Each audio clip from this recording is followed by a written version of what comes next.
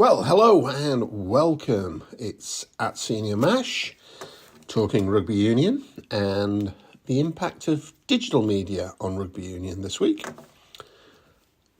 There I am on Substack. Is it really me? Well, that's the logo that I'm being identified on Substack. And to those of you that are looking at Substack, please take a look at what I'm doing.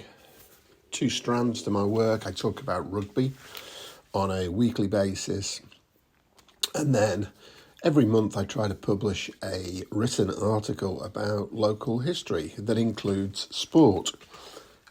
This week I published a short article about two local communities, and I must say the feedback that I've had is fantastic. So if you enjoy what I'm trying to do, then please do like, subscribe, comment, give it a thumbs up. All that support is really appreciated. So, rugby. Take a look at what I've seen this week. My 9th week. Well, it's not just at Twickenham, or shall I say the Alliance. There's plenty going on. And across social media, I was able to sit at home and really digest what's happening. Now, some people call it X and some people call it Twitter. I'm a preference for calling it Twitter. Gotta say, I'm really impressed by a Twitter account that is promoting rugby union in the north of England, and they do a quite excellent e-magazine. If you get a chance, just get on there, take a look, and I'd encourage you to give the guys, whoever they are, I don't know them, but I think they're doing a great job for those tiers 3, 4, 5, 6 of rugby up in the north of England. So well done, guys. And over in Leeds, there was the second of the Rugby League internationals, Samoa and England. 16,000 people. So, not everybody went to Twickenham. So for me this weekend, it was rugby on TV, watching England and the All Blacks, and watching England Samoa, and following rugby via social media, and of course keeping an eye on my favourites. You all know who they are from previous Substack video logs. Well, first and foremost, well done. We should have been doing this for years. The referees were mic'd up. Oh, wow, it was so good. The stadium went silent when people were listening to how the referee had interpreted his decision. It was excellent. Strikes me as something very simple. We could have been doing this for years. But good to see on Saturday, good to listen to. I came to the conclusion many years ago that one of the differences that I was seeing between rugby union and rugby league was the importance of international fixtures in rugby union, and the fact that rugby league wasn't able to put those showcase events onto TV, and I felt that was a real problem. Got to give credit to rugby league. They brought Tonga over last year for a 3-game series, and they've had Samoa for a 2-game series. Really good series, I felt, with Samoa, and England looked to have some really talented players.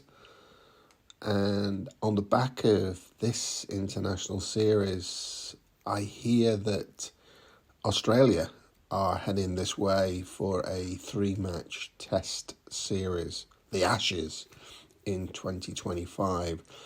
So whilst we might see the British and Irish Lions heading to Australia, we're going to see the Australian Rugby League fraternity head to our shores. Let's make sure we give them a big welcome. It's important for rugby. For me, I've still got to call it Twickenham. I am struggling with the Allianz. I understand that in certain parts of the world, there are stadiums called Allianz stadiums. And they look spectacular. And they have transformed how sport is viewed. But come on, it's still Twickenham. People still stand up, go to the loo, come back with pints. It's still difficult to get to. But it's Twickenham. It's HQ. Gonna find it difficult to change that. No matter how much smart LED is put around the ground. Now, England chose Umbro as their kit manufacturer. And I know that people say, well, it's really Nike. It's just the Umbro brand. Well, it was sort of off-putting on Saturday, watching on TV. I think Umbro had changed their own brand on the shirt. And the shirt and shorts look really average to me. I'm not sure where the mindset was for the club tie down the side of the shirt and shorts. Didn't float my boat. What about other people? What did you think of that England kit? By the way, I did like the England Rugby League kit, and well done Oxen, who I suspect are not quite as large as Nike and Umbro, but well done Oxen. Good kit, liked it. Now, England versus the All Blacks, watching the social media feeds after the game. Wow, Steve Borthwick, oh dear, you took a hammering about your substitutions. Particularly, I think, the George Ford substitution. In my mind, Ford is an absolute class act. And he will have a career in rugby union that is unsurpassed. I just worried a little on Saturday, and I worried for the following reasons. One, he's not had much match practice lately. He's been injured. And that injury to come back from, I understand, yeah, you can come back from the injury. I get that. But there's not that match fitness, that match alertness. We'll talk about it later, match sharpness. George seemed to be missing that. And I did think that when he found himself on the wing defending, he just didn't have his game awareness with him. He's not the biggest guy, but he tackles hard and he knows how to tackle depending where he is on the pitch and who he's tackling. And I just felt for that moment, he went high when really what was needed was a low, powerful tackle, forcing Mark Tellier to the touch rather than trying to rip the ball from him. That just struck me as lack of game time. The 3 points that wasn't because it hit the post. Well, unlucky hitting the post, but I didn't expect George to miss that. Marcus Smith, prior to being substituted, had 2 or 3 drop goal attempts, and they'd not been great. Let's be honest. And unfortunately, George had a difficult series of plays before he got himself into position for the drop. And Harry Randall's pass was not the best, but the All Blacks knew what was happening and must have had 6, 7 people lined up to charge at George. And sadly, it didn't go over. But I got to say, that wasn't really my biggest thought following the game. It really was about this concept that you would put a player like George Ford onto the pitch to try and close a game out. That just doesn't seem to me to be possible, given the way rugby union is played these days. I just don't see how you close a game out. And I don't think it was the Smith-Ford substitution that really caused any issues. My own feeling is actually that it was the staggered changes in the back row. I thought, actually, Ben Curry as a replacement was world class. Really, really world class. Well done to him. What I found difficult was that with Don Brandt, with Ben Curry, and with Nick Ezekwe,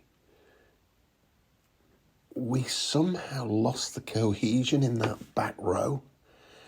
It didn't have the same purpose. And I felt that Ezekwe's weight should have actually helped Baxter on the loose head, and it didn't. I was concerned not necessarily about Baxter being out-muscled at the scrum, but I thought some of the dark arts would be used against him. And it did seem to me that he was definitely targeted, and targeted in a very precise way, and that was to really try to drive his left elbow arm under his chest almost, to provide some picture for the referee to think that he was under pressure. And he didn't seem to be able to counter that. And I don't know whether you can counter that, to be honest, but that's just my thoughts. So lots of reflections from the weekend. For the results that took my eye, well, TRU, thank you. Some very eye-catching results. Obviously, the narrow loss for England against the All Blacks. I flicked on to the TV straight after the England All Blacks game and watched Scotland-Fiji. Some great tries scored by the Scottish. But as you can imagine, I was still quite fretful that one of my favourites, Johnny Matthews, hadn't been selected. What I will say, some good rugby by Scotland against a Fiji team that admittedly was underpowered. Let's see how Fiji go over the coming weeks. Over in Ireland, Munster took the opportunity to play against the All Blacks 15, and it was a loss. But I am told that the ground, Thomond Park, was a sellout and the atmosphere was absolutely buzzing. So well done to all those at Munster, and good to see such a showcase game being staged. With the autumn internationals in full flow, the Gallagher Premiership hands over to the Premiership Cup that allows some of the Championship teams to come into the competition.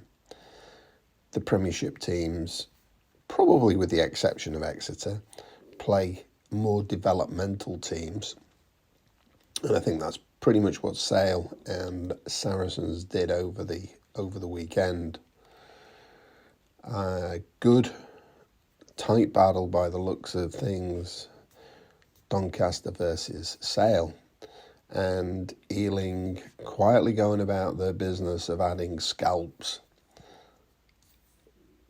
Let's see how Ealing progress in this cup competition.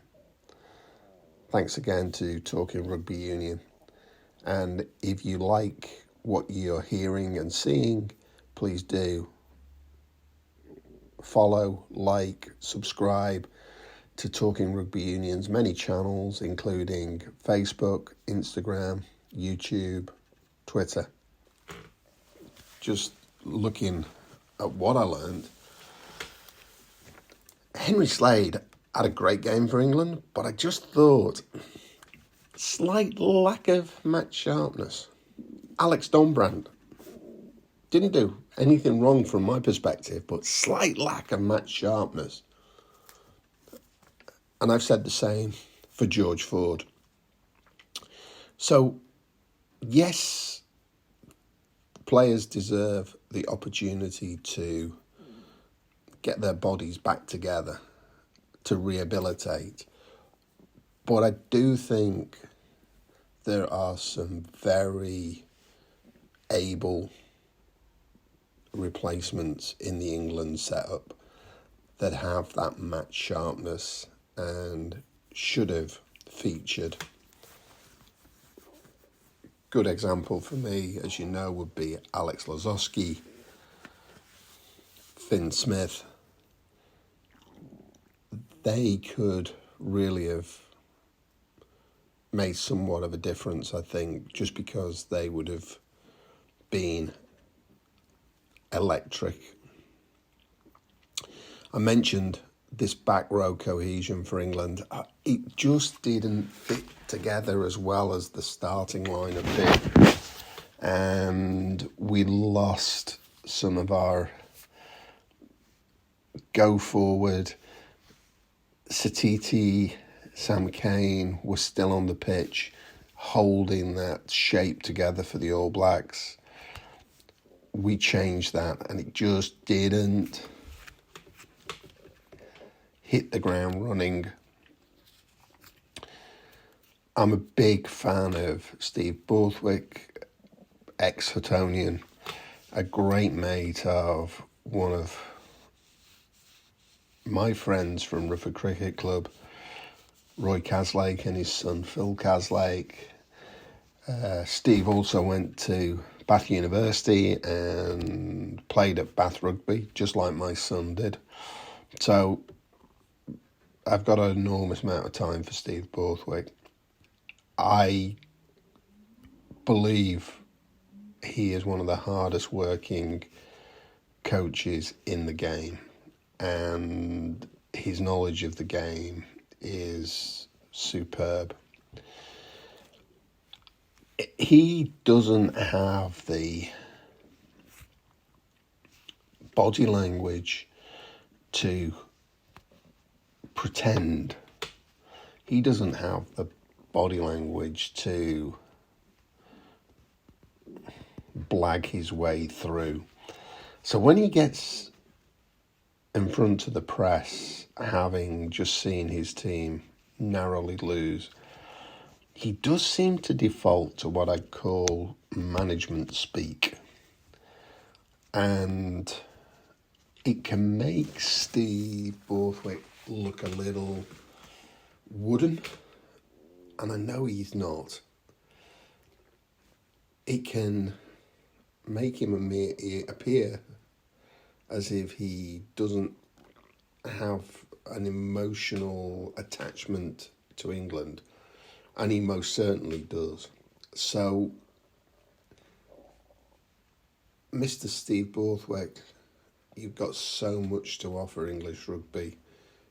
Just be prepared to talk as you would talk to ex-teammates. And for the last 2 weeks, I've talked about this mantra of it's about the process.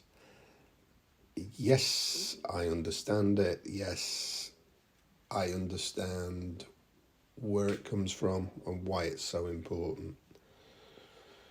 But on a sports field, magic moments make a difference. And the All Blacks certainly created some magic moments on Saturday in a way that I don't think England did. And just on that basis alone, I would say, well done, the All Blacks. England, go out and create some magic moments as well as process. You'll start winning. Well done, Mike. Another try. And on Mike's Instagram, a great picture of him celebrating. Mike's becoming a hell of a character for the Munster team, and I do wish him every success and keep scoring those tries, Mike. And you may have seen in the week I put a British and Irish Lions predictor onto Substack, and unfortunately Freddie Clark lost his position, but he bounced back well from that and scored the first try for Gloucester Rugby this weekend. So well done, Freddie, keep going. Some interesting things grabbed me this week. I love the fact that down at Ampthill they may have been playing Bath Rugby, but the changing rooms are still up there on the chalkboard. Proper rugby. Oh, and there we go. Club shirt and tie. Yep, EK Rugby Analysis nailed it. Didn't do it for me. I'm very sorry. But let me know what you think. Always subscribe and comment. Give me a thumbs up. Let me know what you think about the England shirt. Or let me know what you think about my thoughts on the England game.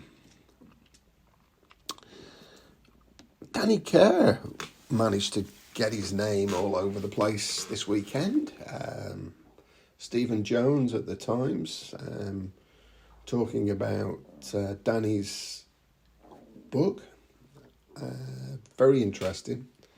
But there was also some... How would I describe this? There was some... Looking at Danny's comments about him being paid now to discuss the game, and that leads to there being some PR angles to people's assessments, comments. But I've got to say, Danny Kerr has impressed me immensely as a player, and now as he moves into a more media-based environment, I believe he's doing very good work. So I'd just like to say, Danny Kerr, congratulations. And also, congratulations go to Jersey RFC, who were hosting the Springboks. And I believe that for the open training session, there were over 2,000 people there. And Ruaridh McConaughey scoring a try for Bath. So pleased about this. Welcome back, Ruaridh. Go well for the rest of the season and look forward to seeing lots more tries, and you can be sure that I'll be following them on Substack. Much has been made about Joe Marler and the hacker. Well, first of all, Joe Marler, sorry to learn of your retirement, but from a senior MASH perspective, you're still going to stay in my British and Irish Lions prediction. Class loose head prop. But there you see him explaining front row shenanigans to the All Black Scott Robertson.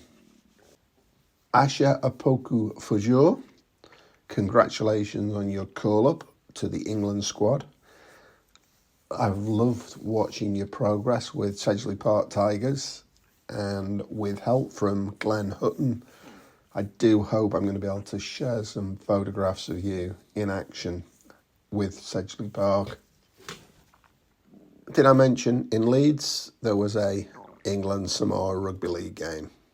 16,000 people, great crowd. So historically, my Substack account has focused on sport in and around Lancashire. This week I've gone a little further afield, still in the sort of same time span, 1905, to talk about England versus New Zealand, and with thanks to the website of the Allianz Stadium, formerly known as Twickenham. 1888, there was a first representative rugby team, albeit the New Zealand Rugby Union had been formed 4 years later. But it was 1905 that the first ever test match between England and the All Blacks happened, when a New Zealand team named the Originals toured the British Isles, defeating England 15-0 at Crystal Palace in London. Very interesting if you look at the first paragraph that in 1888 the representative team was known as the Natives. Not really what one would expect. More recently, England and New Zealand have played a significant number of games, but it's really the All Blacks that have dominated the fixtures. And as we saw this weekend, continued to do so. I want to say thanks, as always, to Talking Rugby Union and National League Rugby for giving me access to some of their material so that we can produce this particular look at rugby union and publish it to Substack. Until next time, thanks for listening.